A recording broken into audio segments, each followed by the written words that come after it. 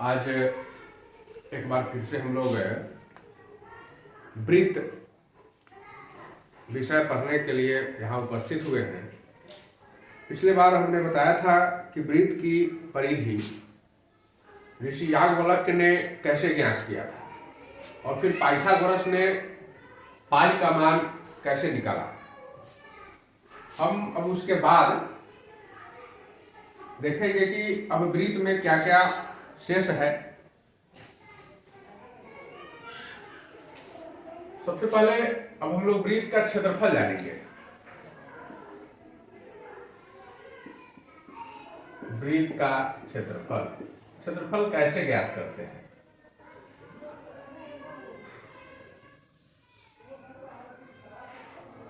हम एक वृत्त बनाते हैं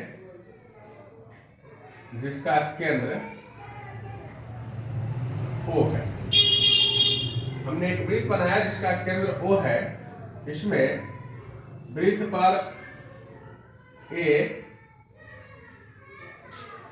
एवं B दो बिंदु लिया और केंद्र को दोनों बिंदुओं से परस्पर मिलाया। यहां हम देखते हैं कि AOB वृत्त का त्रिज्य खंड है। वृत्त का नाम हम लोग इस प्रकार से लिखते हैं COR। इसका अर्थ होता है कि एक ऐसा सर्किल जिसका केंद्र O और त्रिज्या R हो। तो यह एक वृत्त है जिसका नाम हम COR लिखते हैं। तो वृत्त COR में O वृत्त का केंद्र है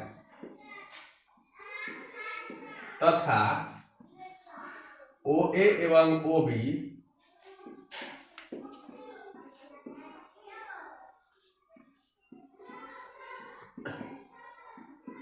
वृत्त की त्रिज्याएं हैं। ये वृत्त हम इस दिशा में चलते हैं A से B की ओर और फिर B से हम घूमते हुए A पर पहुंच जाते हैं। तो ये A से B की दिशा है। यहां इस वृत्त में हम मानते हैं कि यह AB सबसे छोटा त्रिज्यखंड है। मतलब वृत्त की जो ये परिधि है इस पर AB सबसे छोटा खंड है, बहुत छोटा। AB के जैसे इस समूचे वृत्त में N त्रिज्यखंड मानते हैं। N कुल त्रिज्यखंडों की संख्या N से हम लोग सूचित करते हैं।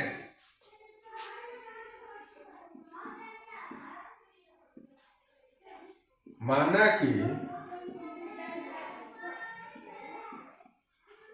इस वृत्त में AOB के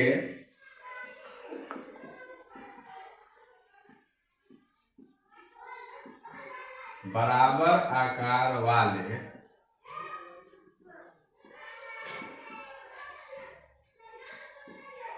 N त्रिज्यखंड बनाए जाए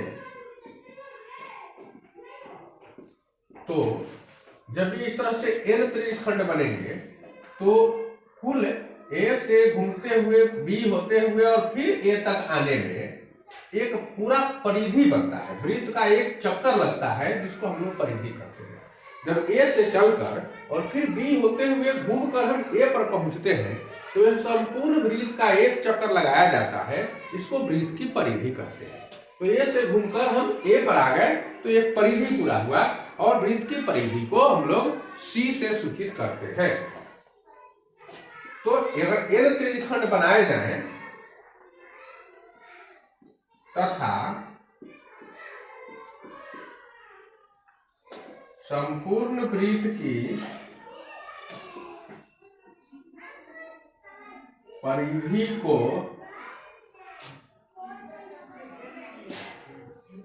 C से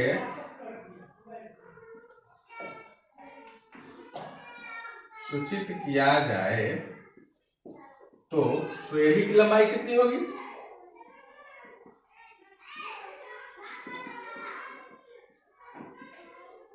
तो ए बी की लंबाई, यह कुल परिधि है सी और इसमें एन टुकड़े किए गए, कुल परिधि सी और उसमें एन टुकड़ा किया गया।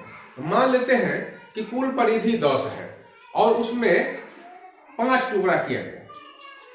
10 परिधि है और उसमें 5 टुकड़ा किया गया, तो एक टुकड़े की लंबाई कितनी होगी? तो जाहिर है आप 10 में 5 से भाग देंगे, तो 10 में जब 5 से भाग कर देंगे तो वह 2 हो जाएगी, 2 इकाई, मतलब एक टुकड़े की लंबाई हो जाएगी वह 2 इकाई हो जाएगी।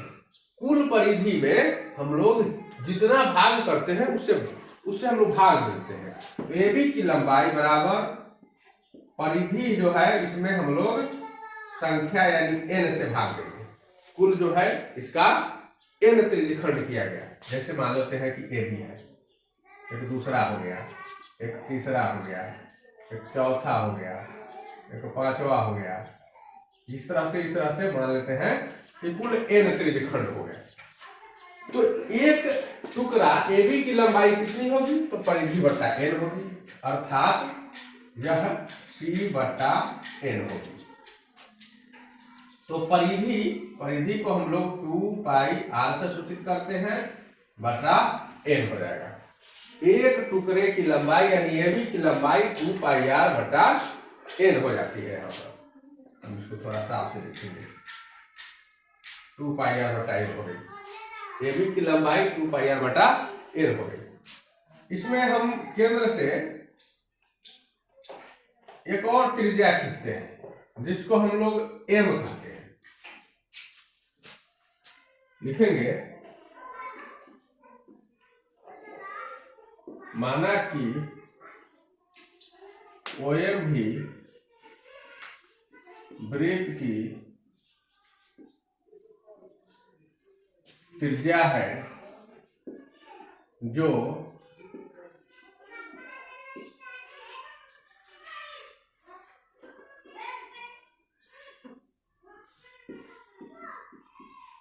OA एवं OB के बीच में। एक त्रिज्या हम OM लेते हैं जो AB के बीच में है। OA त्रिज्या और OB त्रिज्या दोनों के बीच की त्रिज्या है OM, और वृत्त की सभी त्रिज्याएं वृत्त पर लंब होती है, जबकि वृत्त की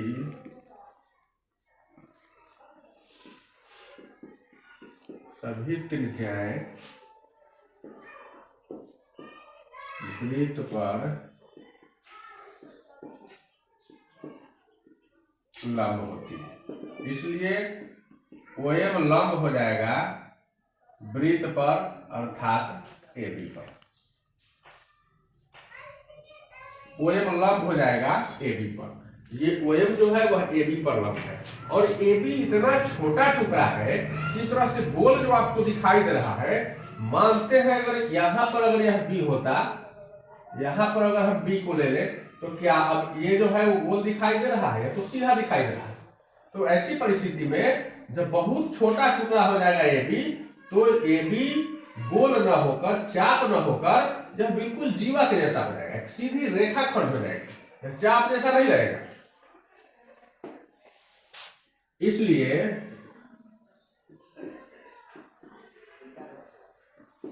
एक त्रिज्यखंड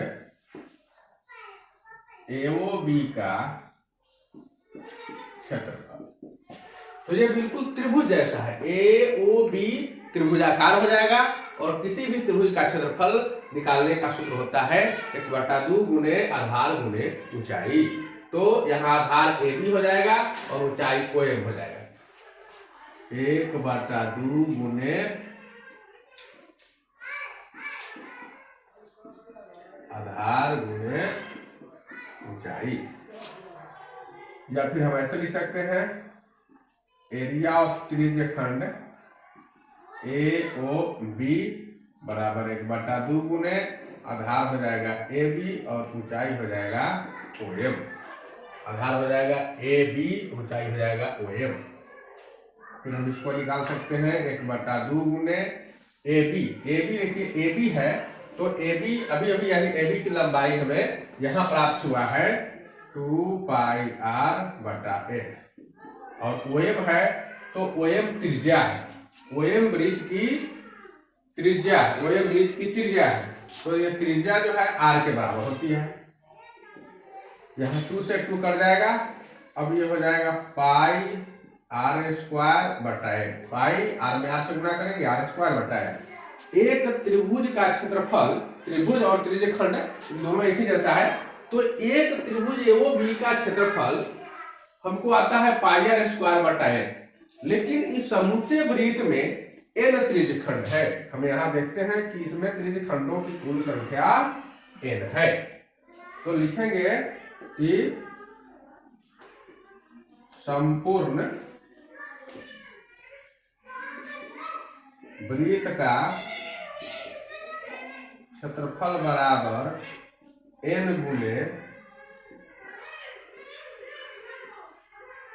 त्रिज्यखंड का, ऐसे भी लिख सकते हैं इसको, और छोटा रूप में कि एरिया ऑफ त्रिज्यखंड AOB, n गुने एरिया ऑफ त्रिज्यखंड AOB, या n गुने इसका त्रिज्यखंड का क्षेत्रफल, अभी यहाँ फॉर्मूला आया है पाई आर स्क्वायर बटा n से n कर जाएगा, तो ये हो जाएगा पाई आर स्क्वायर। यह हो गया वृत्त का क्षेत्रफल। अतः वृत्त का क्षेत्रफल बराबर पाई आर स्क्वायर। इस तरह से हम लोग वृत्त का क्षेत्रफल का सूत्र प्राप्त करते हैं। तो ये हुआ हमारा वृत्त का क्षेत्रफल निकालने का सूत्र। इसको थोड़ा सा और हम विस्तार में करते हैं।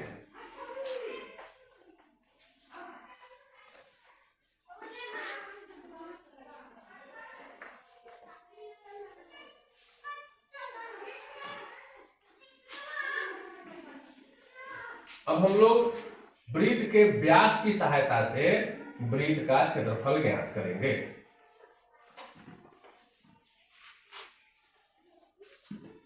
हम प्राय देखते हैं कि अपने जीवन के विभिन्न क्षेत्रों में, जैसे घर बनाना है, पुल बनाना है, या फिर बड़े बड़े प्रोजेक्ट बनाने हैं, उसमें जितने भी कनीय अभियंता होते हैं, जिनको जेई कहा जाता है, या फिर सहायक अभियंता होते हैं, ये जब एस्टिमेट बनाते हैं, प्राकलन बनाते हैं खर्च का, तो उसमें खर्च कितना लगेगा, जब इसकी गणना की जाती है तो छर की गणना करते समय व्यास से बनता है। सूत्र जो है उसका व्यास की सहायता से उसका आयतन निकाला जाता है। छर कितना वजन लगेगा, कितना वजन का छर लगेगा। जैसे आप लोग 10 mm का छर जानते हैं, तो 10 mm है क्या, ये छर में इस तरह का छर होता है, तो ये 10 mm जो है वो छर का व्यास है। यहाँ से यहाँ तक छर की मोटाई होती है, जिसको हम लोग डायमीटर कहते हैं। ये 10 mm छर का व्यास होता है। हम लोग व्यास की सहायता से ही कुछ ज्ञात करते हैं। हम लोग ऐसे लिखते हैं कि वृत्त का क्षेत्रफल बराबर पाई आर स्क्वायर। तो पाई है, आर बराबर होता है डी बटा 2, ये पीछे हम लोग पढ़ चुके हैं। तो आर का स्क्वायर मतलब डी बटा 2 का स्क्वायर, या ये हो जाएगा पाई गुने इसको डी स्क्वायर बटा 2 का स्क्वायर हो जाएगा 4। ये हो गया पाई डी स्क्वायर बटा 4, या इसको हम लोग लिख सकते हैं 1 बटा 4 पाई डी स्क्वायर। तो वृत्त का एक और सूत्र हमें प्राप्त हुआ क्षेत्रफल का। वृत्त का क्षेत्रफल बराबर 1 बटा 4 पाई डी स्क्वायर। जितने भी अभियंता होते हैं ये इसी सूत्र पर छर और किसी अन्य चीजों को के आयतन को ज्ञात करते हैं। इसके बाद हम लोग इसके आगे कुछ समझेंगे वृत्त में। एक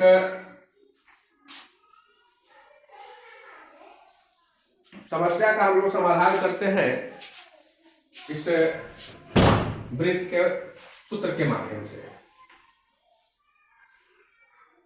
उसके बाद थोड़ा और वृत्त में कुछ हम लोग जानेंगे।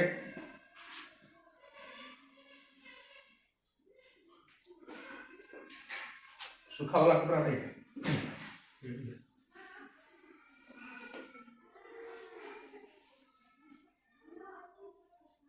अभी ठंडा का मौसम है।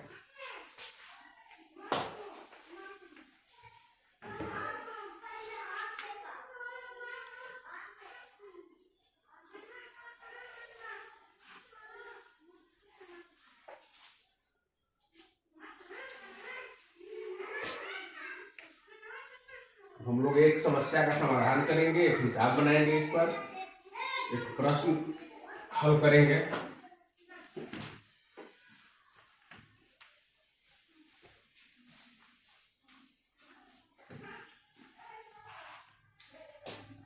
प्रश्न है,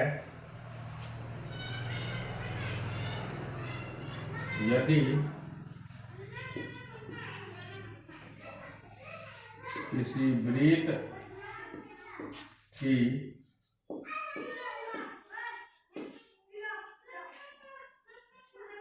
परिधि एवं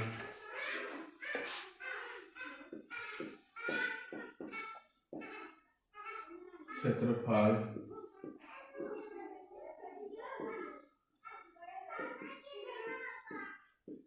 दोनों बराबर हो तो वृत्त का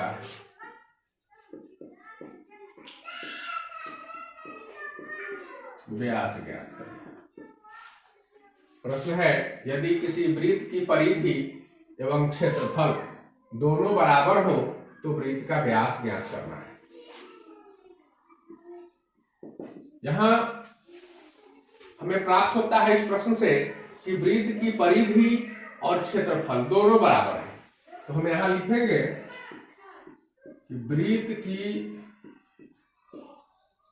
परिधि बराबर वृत्त का क्षेत्रफल, ये दोनों बराबर है। तो वृत्त की परिधि तो कुछ है नहीं यहाँ, और वृत्त का क्षेत्रफल भी कुछ नहीं दिया हुआ है, इसलिए कुछ नहीं है। तो हम यहाँ इसका सूत्र प्रयोग करेंगे। वृत्त की परिधि का सूत्र होता है 2πr, लेकिन हमको व्यास ज्ञात करना है, तो हम क्यों नहीं व्यास वाला सूत्र लिख दें। जब व्यास वाला सूत्र हम लिखते हैं तो वृत्त की परिधि का सूत्र होता है πd, और क्षेत्रफल का सूत्र होता है 1/4 πd², जैसा हमने अभी लिखा है। पाई से पाई क्रॉस हो जाएगा, क्रॉस मल्टीप्लाई यानी तिरछा तिरछी गुना करने पर हमें यहाँ 4d बराबर d² प्राप्त होता है, या 4d बराबर, इसको लिख सकते हैं d गुने d, एक d से एक d क्रॉस हो जाएगा, और 4 बराबर d या d बराबर 4 प्राप्त होता है। अतः वृत्त का व्यास 4 इकाई है। 4 तो कुछ नहीं है, न यहाँ सेंटीमीटर है न मीटर है, इसलिए इसको हम इकाई लिखते हैं। तो वृत्त का व्यास 4 इकाई है। हम लोग इस तरह से हल करते हैं।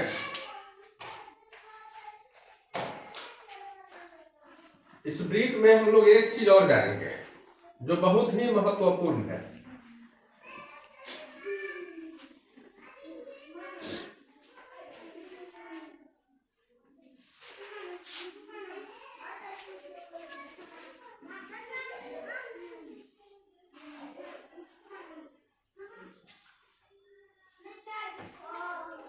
अगर किसी का खेत इस तरह से वृत्ताकार हो, किसी का खेत है वृत्ताकार और इसको घेरना है, इस खेत में चारों तरफ से बाउंड्री वॉल बनाना है, या फिर इसके चारों तरफ से घेरा लगाना जानवरों से फसल की सुरक्षा के लिए। वह आदमी इस बीच में फसल लगाए हुए हैं, ये पूरे खेत में फसल है, तो फसल की सुरक्षा के लिए जब ये चारों तरफ से तार लगाएगा या फिर बार लगाएगा, तो ऐसी परिस्थिति में वह अगर यहाँ से शुरू करता है घेरना, तो इस तरह से इस दिशा में पूरा घेरते हुए और फिर यहीं पर आकर रुक जाएगा। मतलब खेत को या वृत्ताकार खेत को एक बार घेरा जाता है या उसके बाहर से बार लगाई जाती है या फिर उसकी सुरक्षा घेरा बनाया जाता है, जहां दीवारी बनाई जाती है, तब हम इसकी परिधि ज्ञात करते हैं। यानी इस घेरा की जो लंबाई होगी वह इस परिधि की लंबाई के बराबर होगी।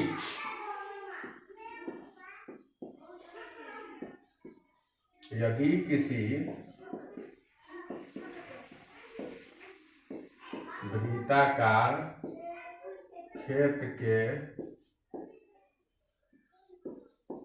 चारों तरफ से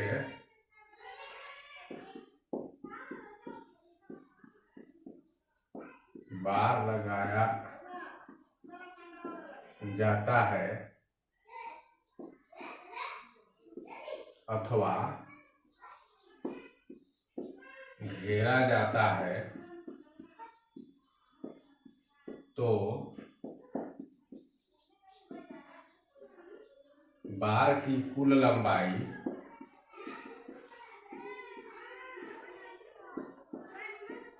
खेत अर्थात वृत्त की परिधि के बराबर होती है।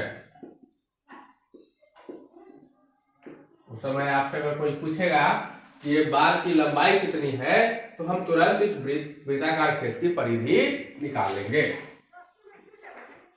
दूसरा पॉइंट है, यदि इसमें जोत दिया जाए, खेत को जोता जाए तब क्या होगा, या फिर इसमें बीज बोया जाए, फसल लगाया जाए तब क्या होगा। तो फसल जो लगाते हैं तो पूरे खेत में लगाया जाता है भीतर से, तो पूरे खेत में हो या फिर जुताई की जाती है तो पूरे खेत में किया जाता है। तो जब पूरे खेत में कोई काम किया जाए तो वह खेत का क्षेत्रफल ज्ञात करते हैं। और सिर्फ जब बाहर बाहर से कुछ काम करते हैं, कुछ काम ऐसा हो जिससे खुद बोध हो जाता है कि हम बाहर बाहर से कर रहे हैं। जैसे आपसे कहा जाए कि इस तरह का रास्ता है और आप एक चक्कर इसको पूरा घूम कर आइए, तो आप खेत में नहीं घूमिएगा बल्कि बाहर बाहर से घूम कर आइएगा। तो ऐसी परिस्थिति में हम इसकी परिधि ज्ञात करेंगे। जब बाहर बाहर से घूमने की बात आवे या बाहर बाहर से घेरने की बात आवे, सिर्फ इसकी बाउंड्री लाइन की बात होती है, सीमा रेखा की बात जब होती है, तब हम इसमें परिधि ज्ञात करते हैं। परंतु जब भीतर संपूर्ण भाग की बात होती है तब हम इसका क्षेत्रफल ज्ञात करते हैं। अगर बीज बोना है तो पूरे खेत में बीज बोइएगा, इसलिए इसका क्षेत्रफल ज्ञात करेंगे। यदि जोतना है तो पूरे खेत में जोतेंगे, फिर यहाँ पर हम क्षेत्रफल ज्ञात करेंगे। कुछ भी काम हो पूरे खेत में हो तो क्षेत्रफल ज्ञात करते हैं। तो हम जानते हैं कि यदि किसी वृत्ताकार खेत में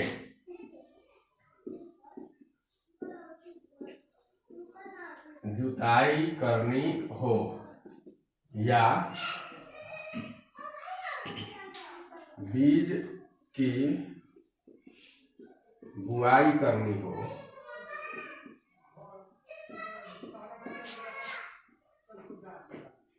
अथवा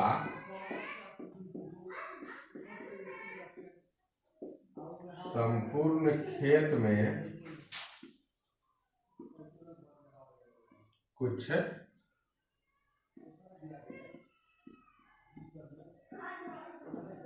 कार्य करने का बोध हो, तो हम उस खेत का क्षेत्रफल ज्ञात करते हैं। तब हम उस खेत का क्षेत्रफल ज्ञात करते हैं। तो इस तरह से हम लोग खेत का क्षेत्रफल या फिर खेत की परिधि किस हिसाब में, किस प्रश्न में क्या करना है, हमको इसी से सब समझ में आ जाता है। इसके बाद हम लोग फिर आगे पढ़ेंगे।